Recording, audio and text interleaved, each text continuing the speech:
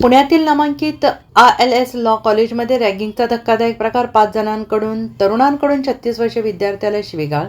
शिक्षणाचे माहेरघर असणाऱ्या पुणे शहरातील अत्यंत प्रतिष्ठित ALS विधी महाविद्यालयात रॅगिंगचा एक गंभीर प्रकार समोर आलेला आहे. महाविद्यालयाच्या मुलांच्या वसतिगृहात राहणाऱ्या एका 35 वर्षीय विद्यार्थ्याला मानसिक त्रास दिल्याप्रकरणी डेक्कन पोलिसांनी 5 विद्यार्थ्यांविरोधात गुन्हा दाखल केलेला आहे. या कारवाईमुळे महाविद्यालयीन क्षेत्रात मोठी खळबळ उडालेली आहे. याबाबत मिळालेल्या माहितीनुसार या प्रकरणातील फिर्यादी हा 35 वर्षांचा असून तो LLBच्या द्वितीय वर्षात शिक्षण घेतोय. तो महाविद्यालयाच्या आवारातील मुलांच्या वसतिगृहात वास्तव्यास आहे. त्याचं वसतिगृहात राहणाऱ्या आणि त्याच्याच वर्गात शिकणाऱ्या 5-20 वर्षीय विद्यार्थ्यांनी त्याला गेल्या काही काळापासून लक्ष केलं.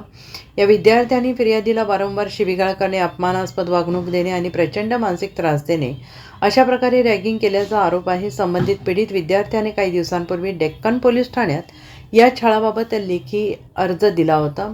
पोलिसांनी या अर्जाची गांभीर्यानं दखल घेत प्राथमिक चौकशी पूर्ण केली. चौकशीत तथ्यता आढळल्याने पोलिसांनी आदित्य सिंह, सुमित गायकवाड, राजहंस देशमुख, स्वराज गायकवाड, उज्ज्वल राज या 5 विद्यार्थ्यांवर महाराष्ट्र रॅगिंग प्रतिबंधक कायद्याच्या कलम 3 आणि 4 अन्वये गुन्हा दाखल केला आहे.